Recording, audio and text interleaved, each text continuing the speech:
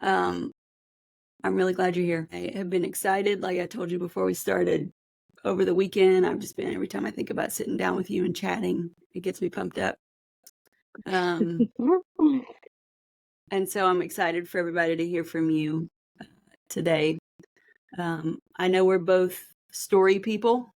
I'm more of a story person since I met you. That's one of the things you've led me in, is diving deeper into story. So I'm really interested in what you might be willing to share about your own leadership journey, kind of how, maybe some points of when did you start realizing, like, I'm a leader? Was it a surprise to you? Did you kind of always know? And then just how did you grow into how am I framing this? I'm thinking of a couple of different things. I just want to hear of your iterations along the way, and just maybe some of those touch points of when you felt yourself caring for other people and when you felt other people looking to you for care. Awesome. Yeah, I'm so glad to be here. I do need to make a visual note for everyone listening. So my computer right now is on top of an upside down Dutch oven. As it should be. As it should be. You're right. Shout out to Jackie Poole, who filled this Dutch oven with food for me about 2 months ago, and I still have not gotten it back to her. It's awesome. It's good. Yeah. So glad to be doing this with you. It's great. Yeah, so leadership in my journey, it's funny when I think back. So I grew up in Virginia Beach, and Virginia Beach has a really unique thing about it. There's lots of unique things, but we had a really big leadership culture in the schools. And it's funny that I think the more like I've talked to people, yeah, it's just a pretty unique thing. So we actually had a whole bunch of things called leadership workshops. Have you ever heard of those? No. I mean, we I'm have sure you can think leadership of things, but I've never heard of like leadership workshops, like in schools. Yeah. Yeah. So it's a little fuzzy thinking back, but it was almost like summer camp for leadership. And that was mostly high school. I think there was some people who ended up bringing it into the younger middle and elementary schools as well. But that was my high school was just filled with leadership workshops and leadership opportunities. And I don't know, I just was in a culture where leadership was really stewarded and very discipled, I think is probably a good word for it as well. But 5th grade, I don't even it's funny, I think back, I'm like, how did this even come? But 5th grade, I was my class president at my elementary school. Okay. And I remember doing a little speech on a TV show. Because I remember having a slogan for getting votes and, all those kinds of things. So, yeah, so as far as I can remember, leadership has always been a part of my life. And I've always been very sensitive to the needs of others. It's kind of just, I think, a little bit who God made me to be, just very sensitive. Yeah. So when I think back to when did it start? I don't really have an answer, but I do have, a full childhood kind of filled with older people kind of pouring into teaching what leadership is, teaching what caring for others is. And my high school was filled with, yes, like I said, leadership in lots of different ways. Got heavily involved in Young Life in high school. That's where I actually came to the Lord. So did not grow up in a Christian home, but yeah, found the Lord found me. At a Young Life camp. So, but even there's, such a strong emphasis on leadership and what it means to really give your life away. And I think Young Life really, really helped me see those in my influence and those who I could spend my time and resources with and on in a way. I think Young Life is a really big foundational part of, I think, my leadership view of life. You know, they really press, especially even as a senior, like, who are the younger freshmen that you can look out for? Who are the younger sophomores you can look out for? And it's kind of got that intergenerational, you're getting poured into, you pour out also out of your life. And so, yeah, I think just a mixture of, you know, having leadership opportunities within student government and then having Young Life and kind of their perspective of leaderships have really been a big foundational piece of where I'm coming from. So that was high school, and then went into college at James Madison University in Virginia, Harrisonburg, Virginia. I started as a psychology undergrad because eventually I do hope to get into some sort of counseling. But that quickly changed after first few weeks being at JMU. I had a friend and a mentor who both at the same time started talking to me about hospitality. And I just, one of the many dreams in my heart kind of combines that idea of counseling or mental health or just walking with people and having a space to do that. So kind of like a restoration or retreat center. It's a big dream in my heart. So this mentor and friend really started talking to me about the hospitality school at JMU. And so I switched my major over. And yeah, I loved those years. They were really difficult on a personal standpoint. Just kind of what my family was going through in those years. And I truly sometimes think back to it was a really dark time for me. And so sometimes I'm like, I don't even know how I got through, but I did. And yeah, so learned kind of some practical skills there. I think I really picked up just the importance of making space. I talked about that a lot. Like, what does it mean to make space for others? But actually, what does it mean to make like an actual space? It kind of goes back to that idea of retreat center for me as well. And even there, you know, I got involved pretty heavily in the local church. That was the first time I had done that. And even there, I had this incredible older women, even older men that were really pouring into me and my friend group.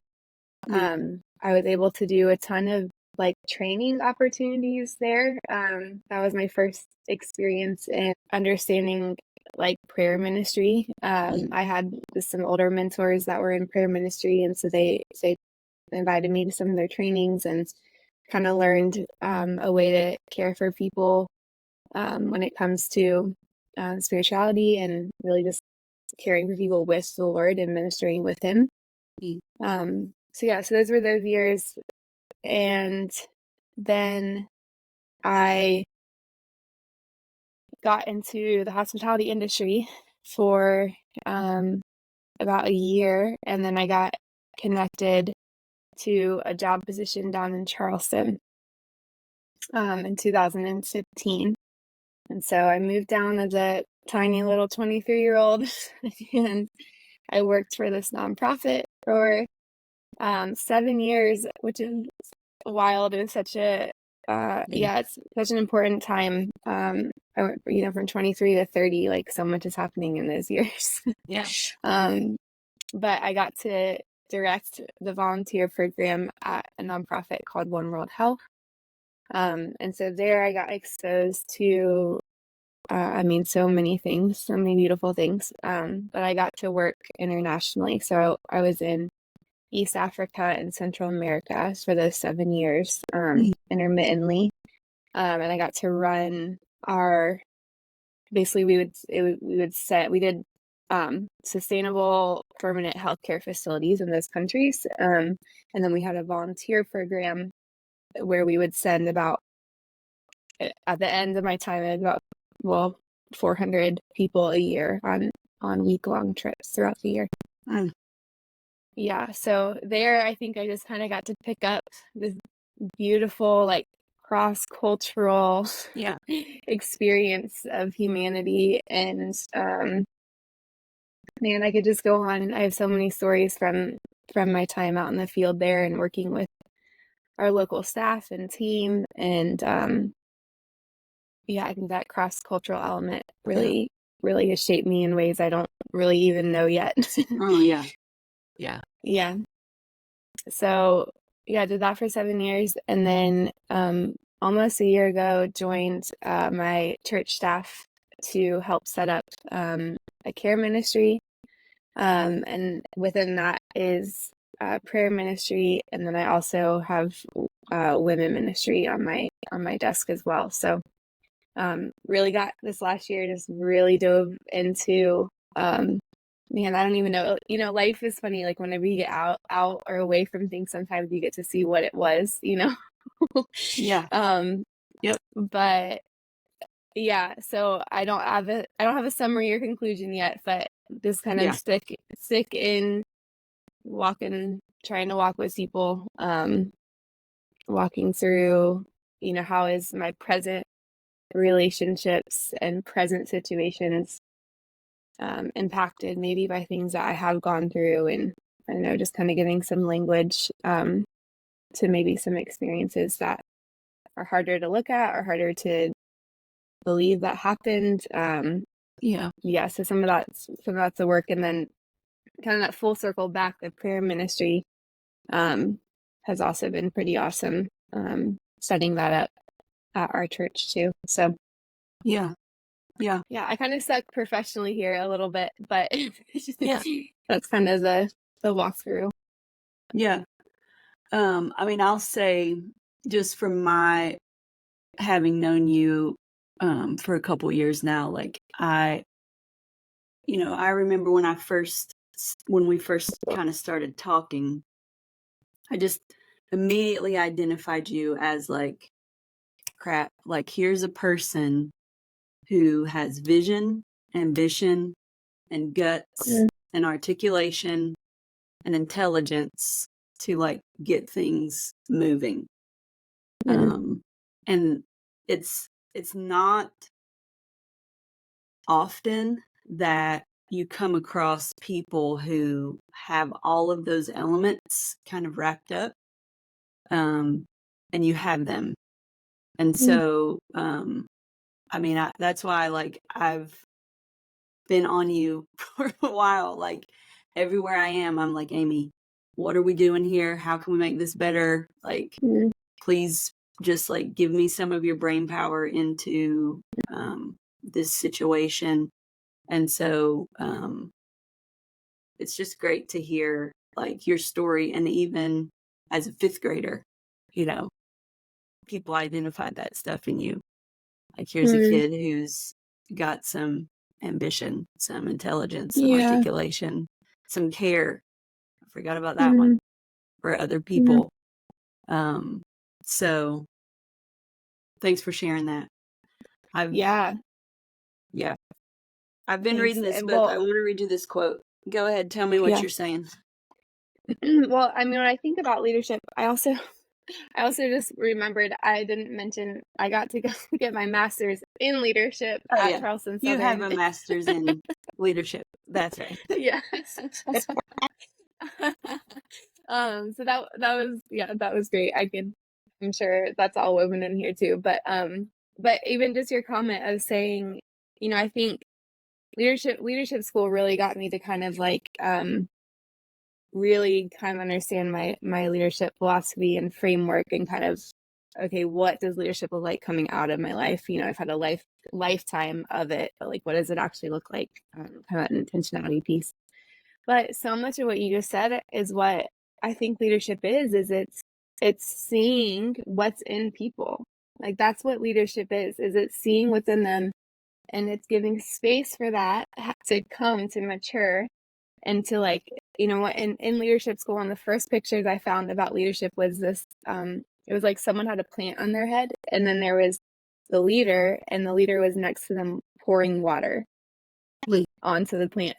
And I'm like, this is it. Like, this is leadership. This is seeing that fifth grade person, or this is seeing that person you see just socially, like, and it's saying, oh man, there's something there, and Mhm. how can me and my influence in my spheres, like, how can I make space to see that come out? Yeah, that's so good. That's so good. I'm reading this book right now. You've probably read it, but it's called Beyond Entrepreneurship. Mm. Mm-mm. You haven't read it? Okay, so this is Mm-mm. this is Beyond 2.0. Jim Collins, Bill Lazier. Bill Lazier's passed now. And this is Okay, I kind know of Jim a Collins. yeah. So Jim was a student of Bill's first, and then Bill was kind of like a mentor to him. So anyway, there's this quote in here. There's so much, but this one, I was like, I need to flag this and read it.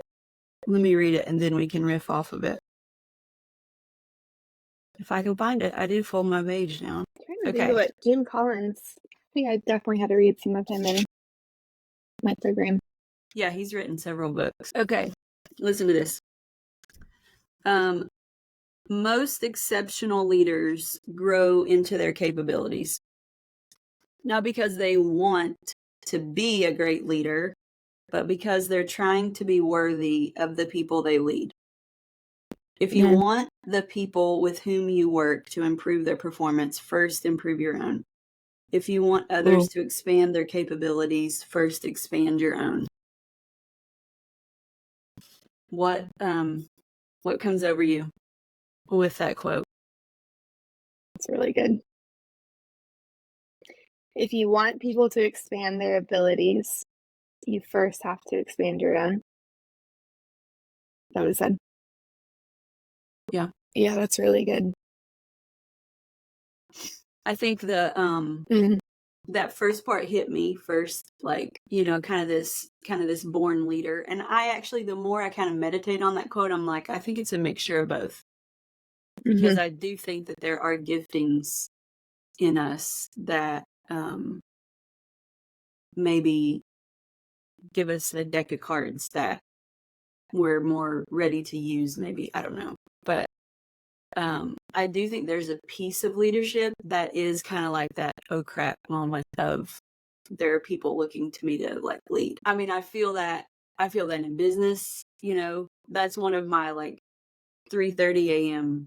wake up thoughts sometimes. It's like, oh, wait a second. I'm a small business owner. Um, or oh man, I'm a mom. Or oh, whatever it is, right? So I think there's that kind of sobering moment of responsibility that comes into play. That's actually kind of a beautiful gift that then propels us to, I better like do my work. I better do my own work.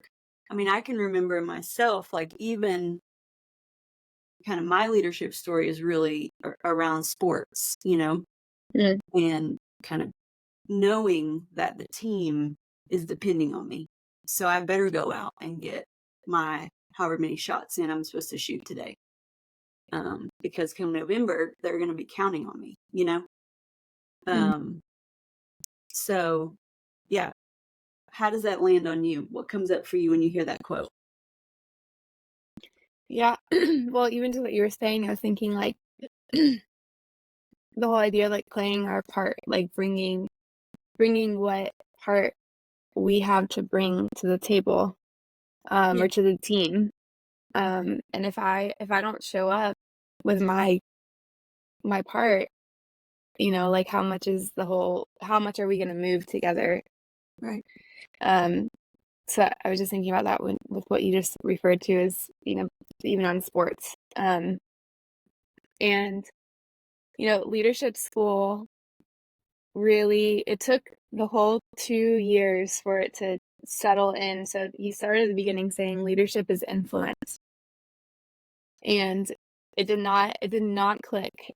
It's so simple, but it did not click until after 2 years of like deep diving into the whole topic of leadership, what it means to have influence, or what that's just it's leadership is influence. Mm-hmm. And I think we can be so quick to say like, oh, leadership is decision making, or leadership is setting the standard, or leadership is setting the boundary lines, which is true. That is a part of leadership, and that is a part of positional leadership sometimes. But Mm-hmm. leadership is simply influencing another person or a group of people. And so when I think about that, you influence them, whether it's if you're in the corporate area and you're trying to influence them towards the goals of, that are set by that for that quarter, or you're a leader in a church and you're trying to influence them towards a certain type of maturity, or you're just in your home and or just a friend, like I want to influence my friends towards wholeness in life, there's Yeah. leadership is just, it's just so much more than just decision making or boundary setting, but to the point is we're always like, what am I influencing people towards? I think that's what it comes down to for me. And so I think that that's where that quote comes in. And so And there's the what in responsibility of, like, when you say that word influence, I'm immediately met with that feeling of sobriety. Like, this is serious business. Like, this isn't flippant. This is intentional.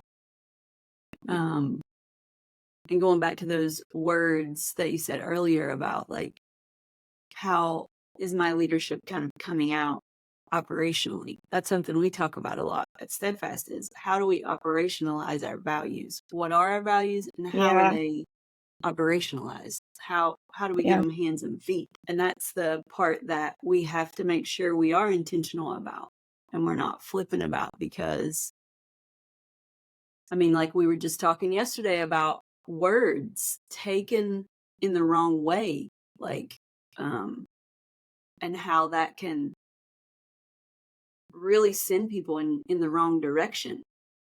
Yep. So there's a huge responsibility that comes with that influence word, I think. Yeah, absolutely. Well, and I think when it like leadership comes down to me, I'm thinking I always go back to, I have to know what am I influencing people towards? People are always,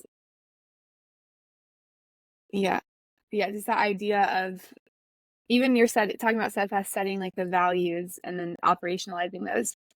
Even for my own life, like setting, what are my values and Yeah. what am I wanting? Obviously, I can't control the fruit of my life, but I can control, like, I can at least meditate on and have vision for, okay, when someone is in my influence, whether that's friendship, in the workplace, in the church, like whatever it is, this is what I want to come out of my life, you know? Would So when I you think about that quote, I'm like, go ahead? No, you roll. You're on it. oh, I think I lost. Oh, the quote. When I think about that quote, like, he says, how do you say it? If I want to see others grow in their abilities, I have to, Grow in mine. yeah, yeah. I had somewhere, but okay, go ahead. Yeah, if I want others to grow, basically I have to grow.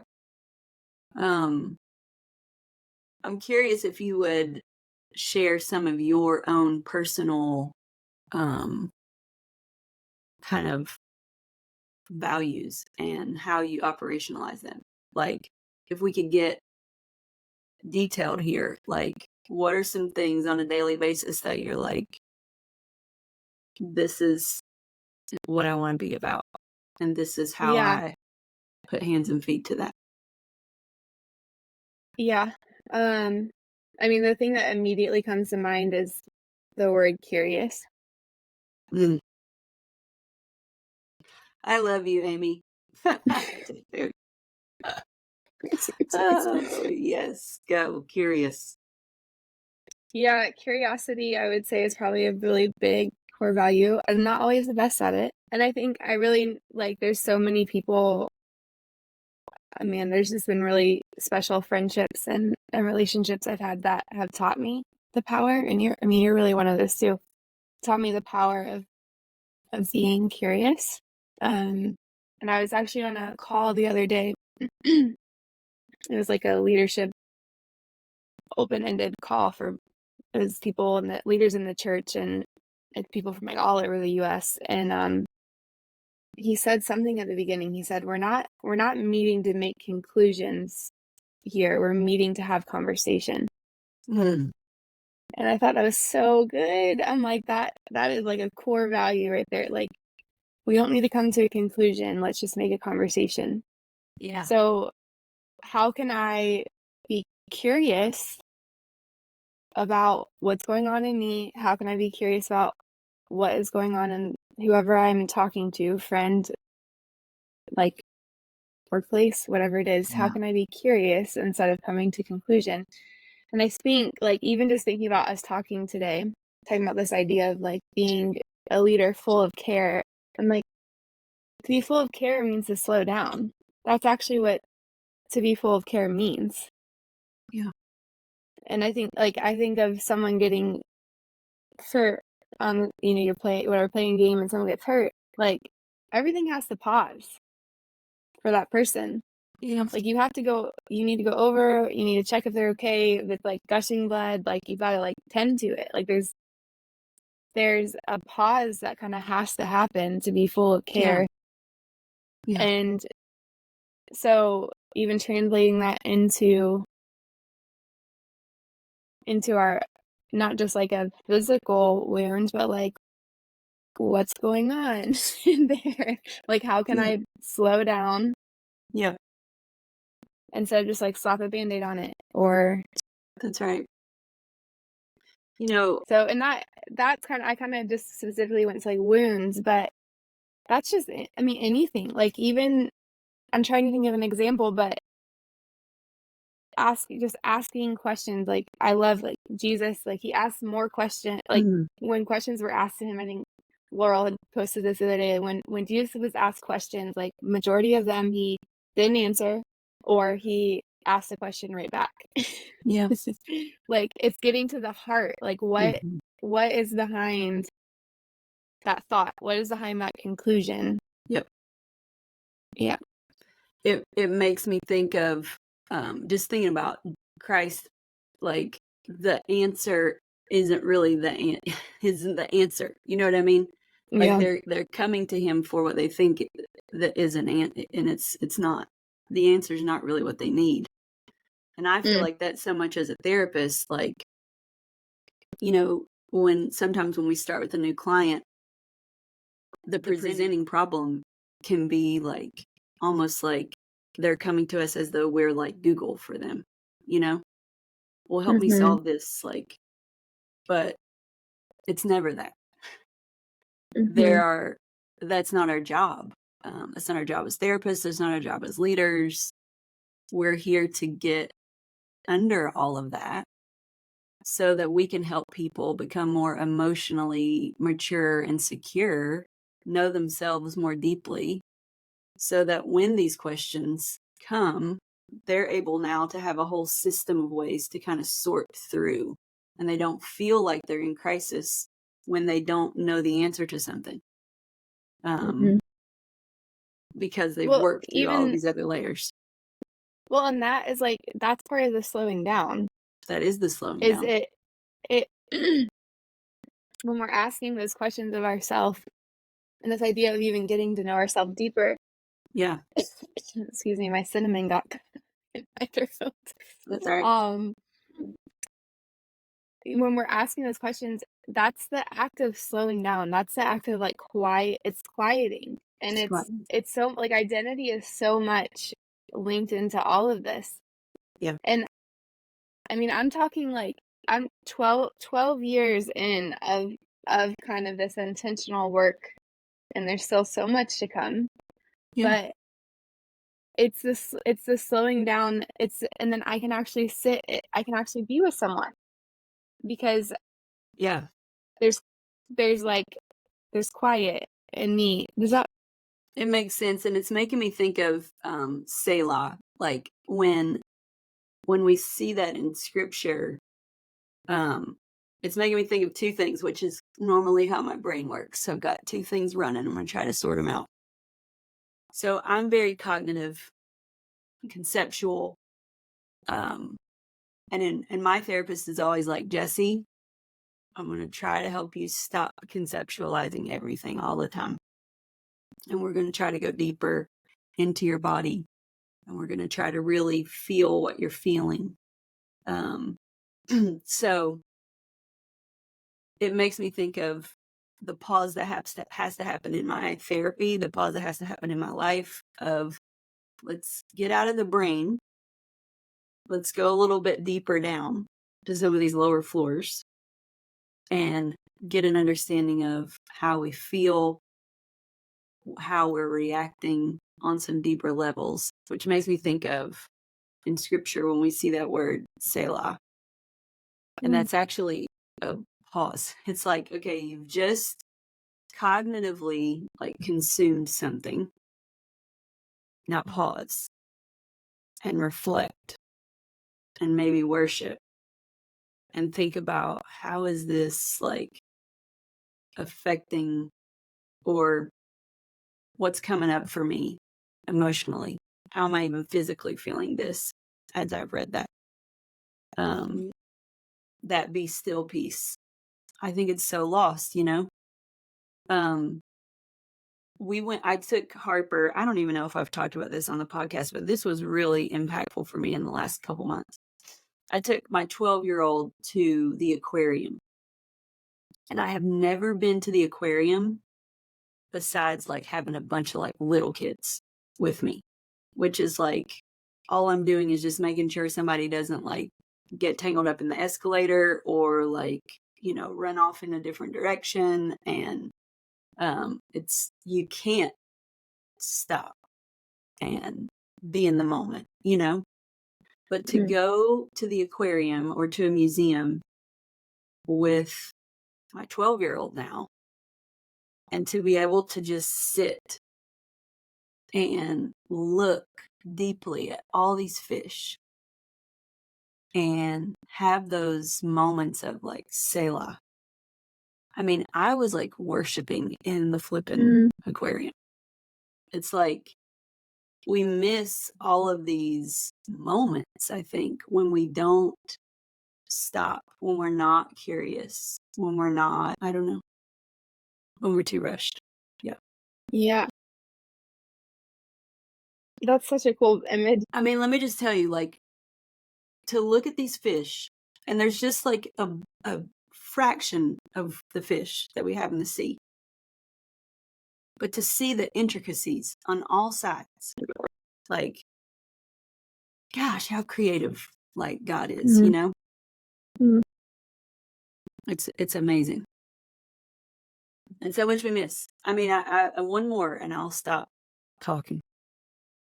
I went on a walk a couple weeks ago in the morning, had my coffee, and I walked with my 6-year-old. Going on a walk with a child is also a beautiful way to practice what we're talking about, because they will stop. They will see a leaf that's interesting to them, that's 15 feet away, and you will be stopped in your tracks to go over and sit down and look at a leaf and inspect it. They will see a bird on a line, like, and you'll stop and talk about, like, just such a gift of not, like, we grow into all of these, what we think are just so important things to like have our minds set on. And gosh, to just have those like filters just stripped off. Oh man. That type of curiosity, I believe, is the childlike faith that we're called to. Yeah. And it has to be a part of, we can't lose that as we are trying to intentionally be with other people, Yeah. Yeah. Well, and the swirling is it's so much about identity. Like Yes. it's like where does my responsibility actually fall?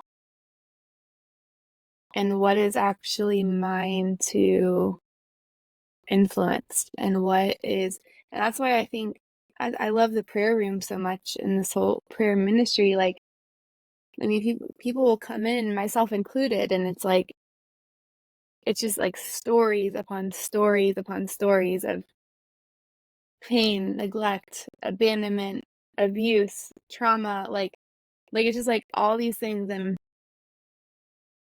like swimming in it, like kind of just overwhelmed with the weight of like all these things that I've experienced, and all these soul questions about God, like how can this happen to me if God is good? And you kind of these like Mm. bigger theological questions. And I love being in the prayer room with the Lord. Like he, in those, almost every time, he zones in on one moment, Mm. like one experience, and he'll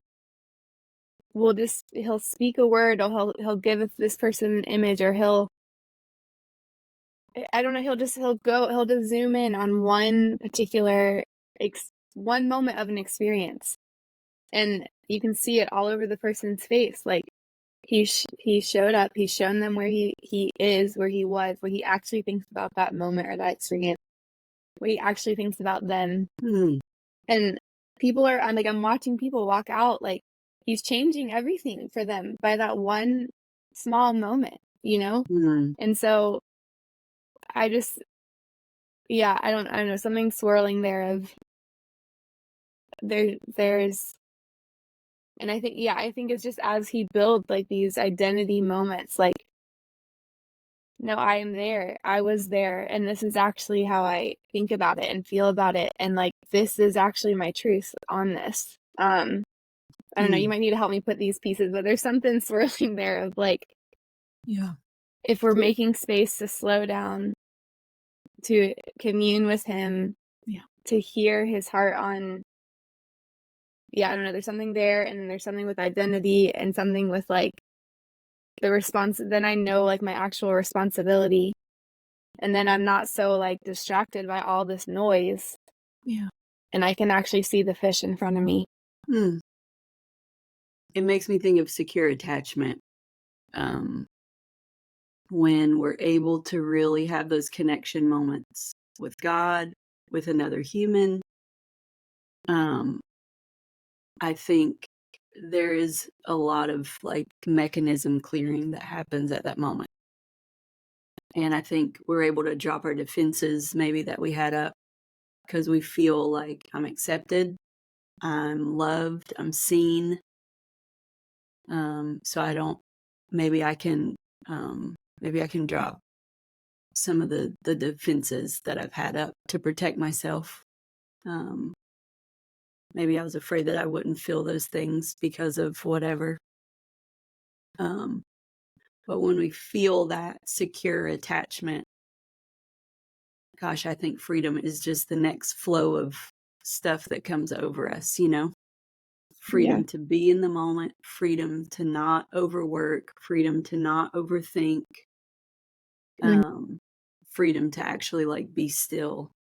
You have to Yeah. feel safety before you can like actually Selah. If you Mm. don't feel safe, you're going to be running, you know? Mm. So the pause, I think, has to be like preceded by a feeling of security. Mm. Yeah. What would Um, you say if someone was listening to this and thinking, whoa, I'm not safe, or I'm not secure, and maybe some panic is like coming up in them? yeah, I would say that you're more safe than you know. Um, and there's help, and there are guides, and there are people who can help you find um, safety and security. They can help you find that. There are people who can help you find that place. I mean, I think that that's what we both are passionate about doing for people is to just try to show them the gate, you know? Mm-hmm. Um, it's there. That's what I Yeah. would say. What would you say?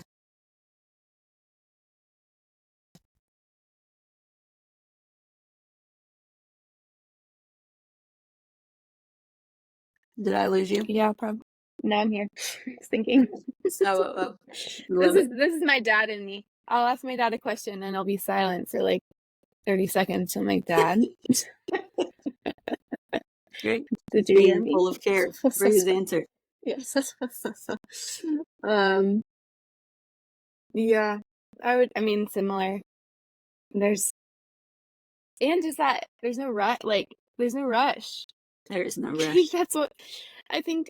And like, gosh, I love God's pace. Like, he can do things in a moment. And he also, like, always has like such a greater tapestry going on. Like, faithful. He's so faithful. He's so faithful. That's what I would say. Like, it's just even the acknowledgement of like, oh, this concerns me, or oh, I need help. Like, man, he's so faithful. Like, there's things that I'm in my own story that he spoke to a decade ago, and I thought it was like done.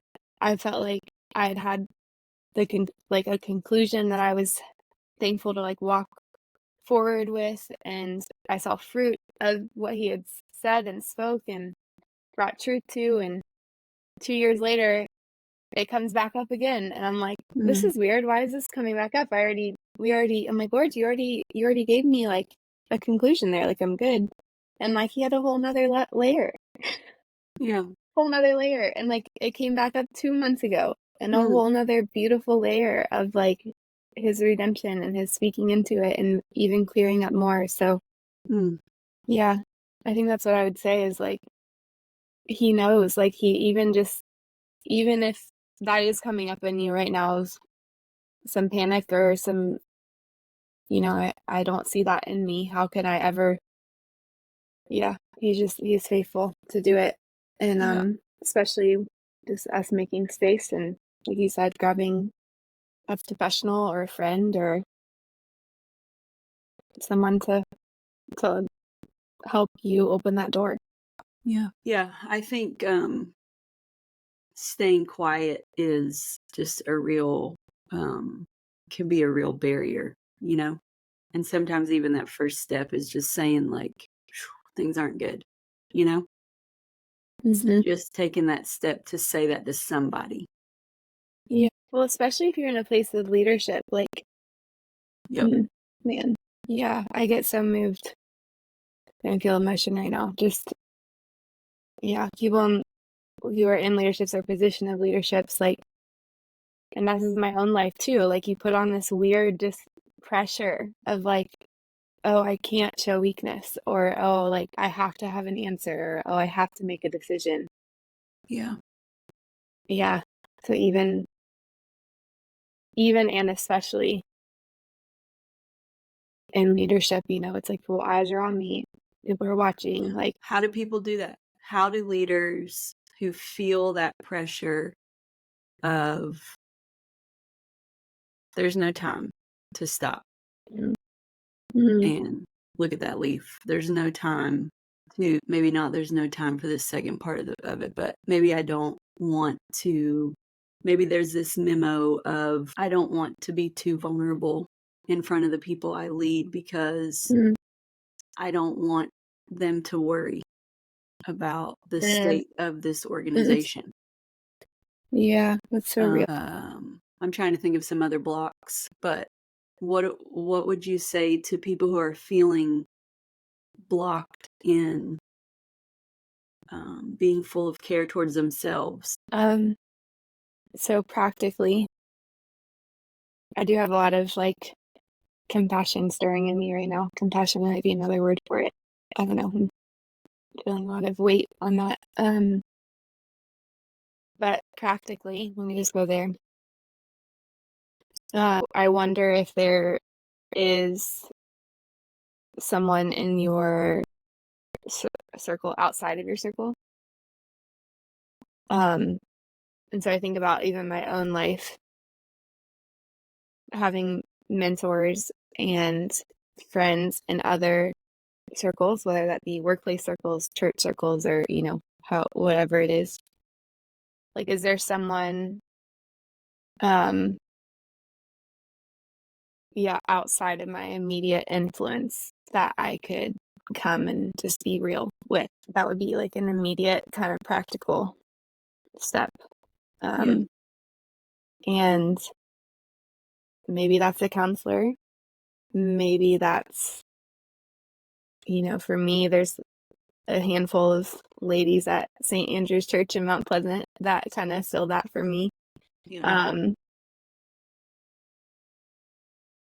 But yeah, I kind of immediately think of, okay, I understand that you want to lead your people well.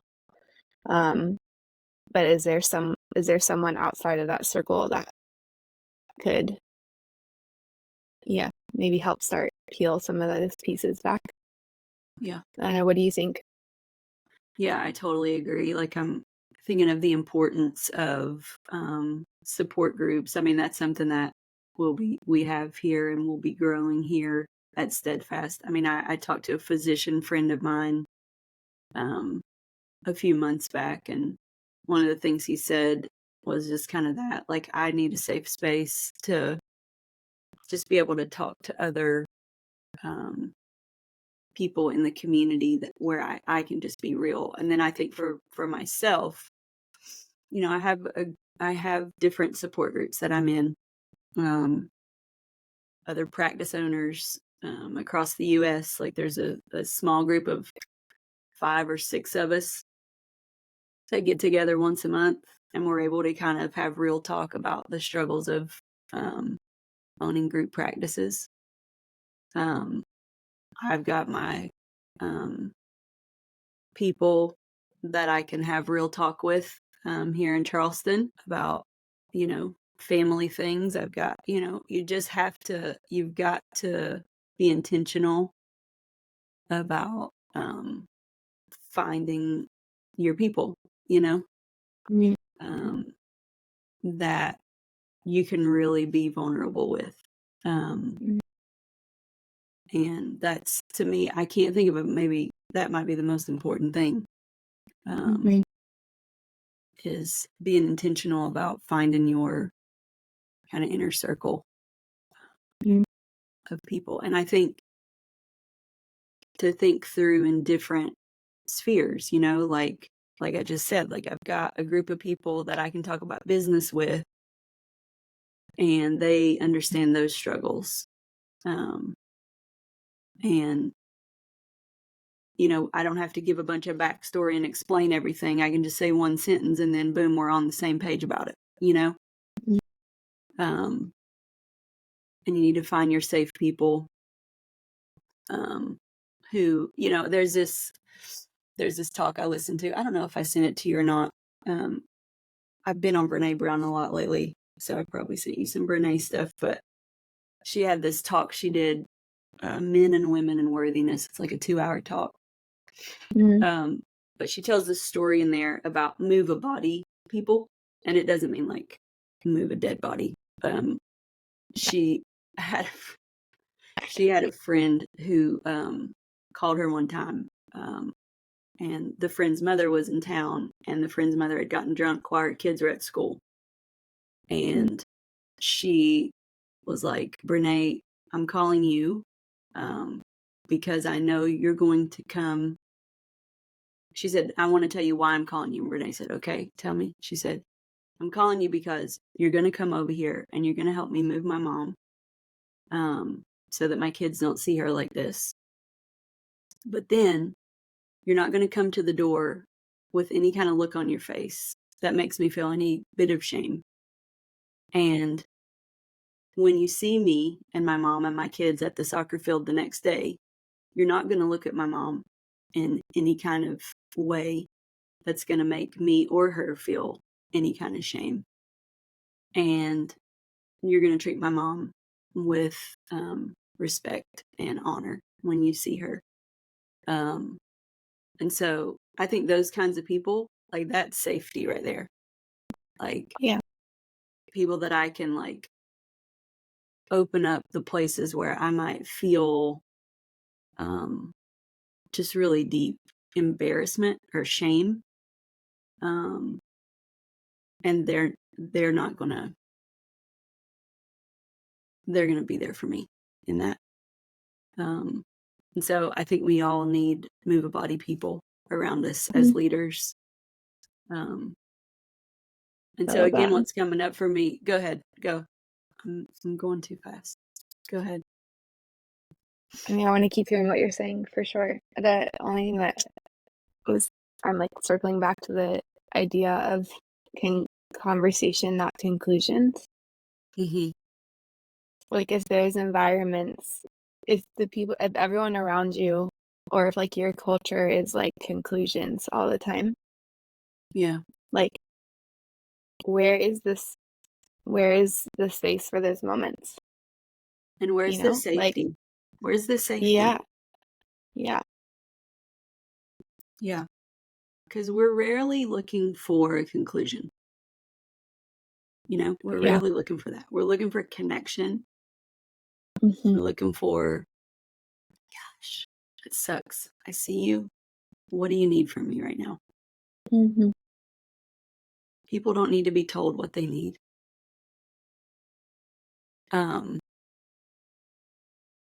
Yeah, I forgot where I was going next. Move body people. Yeah, I don't know what I was going to say about that. Oh, I got it. I was thinking about, because what could come up for people when they're listening is immediately like a fear of, I don't have somebody like that in my life. Mm-hmm. What do I do Yeah. now? Yeah. And I think that kind of goes back to what we were talking about before. Like, I think there's a step there of testing out. I don't think you just immediately know who your move body people are. Yeah.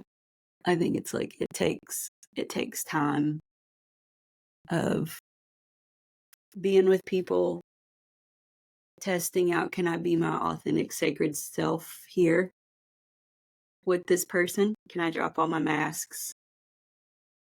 What happens when I do? Because not everybody is worthy of being a move body person for you. Like we get to choose that, who those people are for us.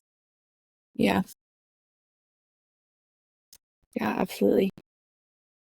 And all of this is because it mirrors Jesus. Like it mirrors how he, like his long suffering, like love is patient, like that word long suffering is like, it's like eye to eye. Like his eyes never turn away. Like he doesn't move his eyes from us. Like he doesn't. And so when I think of those friends and those friendships, like, and those people who are going to come alongside of us, like that's the whole reason. Like it's not just so that I feel loved or I can bear myself. Like it's because it's a reflex. It's Christ. Like that's experiencing Christ. When I'm on the couch at 10 p.m. with my roommate, like bearing, my heart, like, and she's just sitting with me, or, whoever it is, like that's an image of Christ. Like, I forget this woman, her stuff's been going around, at least on my feed, but she just did this stunning little bit about like the body of Christ and how like we are his hands, like we are his feet, like we are his eyes, like I don't know, and when we're in the body and when we're having these relationships, like it's him on display. It just all points back to who he is, the type of relationship that he has with us. And like that doesn't take away for all of this, even like all of this conversation doesn't take away from like Jesus leading us and guiding us and like having standards. Like he has those. There are standards, there are disciplines, like those things are true. Like this is not saying, oh, it's like he just sits always with us and just sits. Like he does all these things all at once, all the time. But that's yeah, he's like the king who the office throne, like to come and sit and show us a better way. So good. It's good. Okay, where are we going next? I need to go to my office. So let's wrap it up. All right. Yeah. So Let's wrap it up. Listen, with everything in me, and I know like the people listening are going to feel the same way, but you need to come back and talk some more at some point, because I feel like we could probably talk for the next 8 hours and it would feel like 5 minutes. I think so too. I want to read just a little bit of Psalm 18. Yes, please. I feel like this kind of, I don't know, we went a couple different ways here, but Psalm 18 has just been the last few days. So it says, I called to the Lord who is worthy of praise. I have been saved from my enemies. The cords of death entangled me. The torrents of destruction overwhelmed me. The cords of grave coiled around me. The snares of death confronted me. And in my distress, I called to the Lord. I called to my God for help. And from his temple, he heard my voice. My cry came before him into his ears. And then for the next 10 verses, it has this epic imagery of God's response. And it shows that he had anger at what he was calling out for. It shows that he moved the mountains. He hailstones and bolts of lightning thundering from heaven, the voice of the Most High resounding. He's shooting arrows. He's scattering my enemies. Anyway, I would just encourage everyone to read the whole thing because it's an epic imagery of how he responds. And then it says, he reached down from on high and he took hold of me. He drew me out of deep waters. He rescued me from my powerful enemy. He brought me into a spacious place. He rescued me because he delighted in me. Yeah. So just wanted to read that and just kind of circling back to that. I hope he's our ever-present help in a time of need, So I just say that to, anyone who maybe something did come up. And just to, just put on display what all this work is even about, it all points back to his fierce love and his presentness with us. So that's my conclusion. Thank you. You're welcome. I do love you. We love you too. Thanks, Steadfast.